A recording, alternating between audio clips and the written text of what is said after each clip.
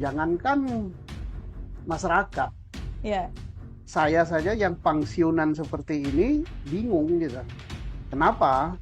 Perkaranya sudah terlalu lama, bukan cukup lama lagi ya, tapi Iya, terlalu lama Iya. untuk perkara yang menelan korban jiwa, yang meninggal ada. Ya, dokter yang memeriksa dan yang memberikan otopsi itu harus diperiksa. Nah, bila perlu dinonaktifkan gitu. Ya karena dia janggal dan visumnya harus dibuka ke publik, apa visum yang dibuat oleh sang dokter itu. Oke. Jadi kita sorotan kita juga harus ke dokter yang memeriksa itu. Dia meriksa itu di bawah tekanan atau meriksa beneran gitu. Kalau meriksa beneran, orang nggak akan ribut ini kena tembak peluru atau kena luka sayat atau kena benda tumpul atau dokter-dokteran yang meriksa.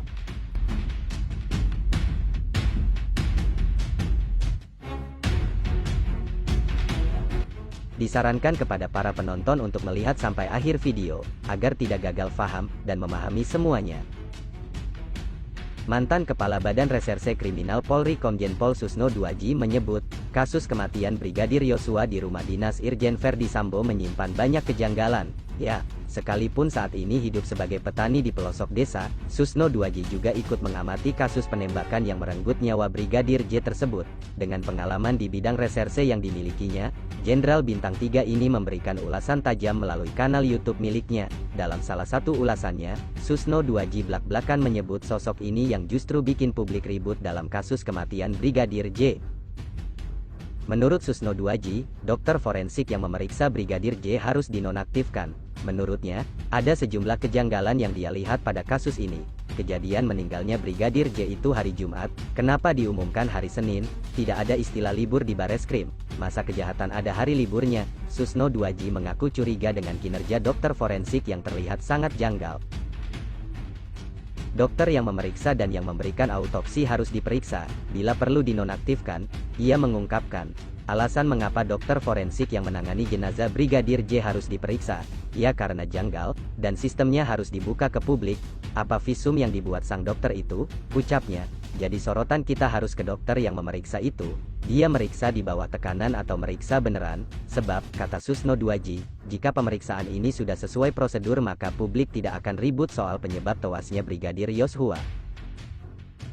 Kalau meriksa beneran, orang nggak akan ribut ini kena tembak peluru atau kena luka sayat, atau luka tumpul, atau dokter-dokteran yang meriksa, tuturnya. Selain itu, Susno Duaji juga menilai, hasil autopsi ulang Brigadir J akan merubah jalan cerita kasus kematian Ajudan Irjen Verdi Sambo itu.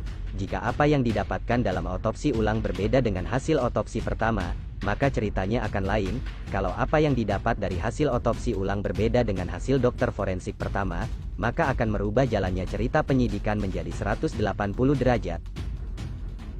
Susno Duaji menambahkan, ada satu syarat agar kasus ini bisa terungkap dengan jelas. Syarat tersebut menurutnya, pihak kepolisian harus menyita ponsel sejumlah orang yang ada di TKP tewasnya Brigadir J. Tujuannya adalah untuk mengetahui pembicaraan, kiriman gambar hingga video dan lainnya.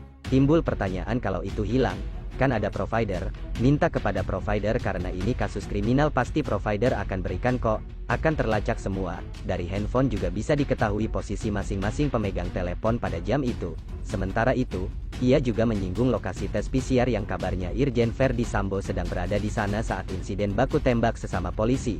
Jadi dengan handphone bisa terjawab posisi, antara tempat PCR dengan lokasi itu bisa ketahuan.